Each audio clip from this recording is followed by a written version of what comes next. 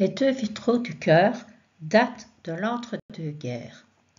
Sur le vitrail côté sud, on peut voir un agneau pourvu d'une auréole, patte antérieure droite pliée. Derrière l'agneau, une bannière flottant sur une croix à longue hampe. À gauche des pattes antérieures de l'agneau, on peut voir un calice dans lequel coule un liquide rouge, vraisemblablement du sang. Sur le vitrail côté nord, on peut voir un pélican nimbé de rouge, les ailes déployées. À ses pieds, 4 jeunes pélicans. Pour expliquer le symbole du pélican, voici un extrait d'un article paru dans Visée Magazine du 23 août 2016, rédigé par l'abbé Auguste Reul. Le pélican est un très grand oiseau aquatique blanc, palmipède au long bec. Il a près de 2 mètres de long et ses ailes déployées s'étendent sur 3 mètres. Il vit en groupe au bord des eaux. Il plonge dans l'eau tête en avant pour capturer les poissons dont il se nourrit.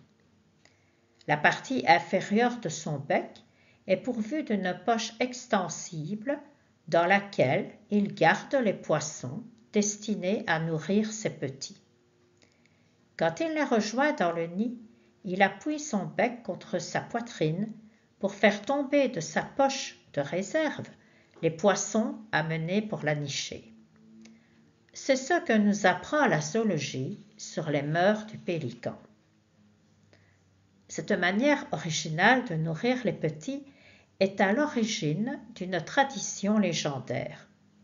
On a prétendu qu'en cas de famine, le pélican était capable d'ouvrir sa poitrine à coups de bec pour nourrir ses petits de son sang et même de sa chair. L'image a été appliquée au Christ, comme le fit saint Augustin qui écrit « Si ce que l'on dit est exact, cet oiseau a une forte ressemblance avec le Christ dont le sang nourrit les siens. On l'a dès lors représenté se perçant le flanc, d'où coulent des gouttes de sang que boivent les petits. Cette représentation est devenue fréquente.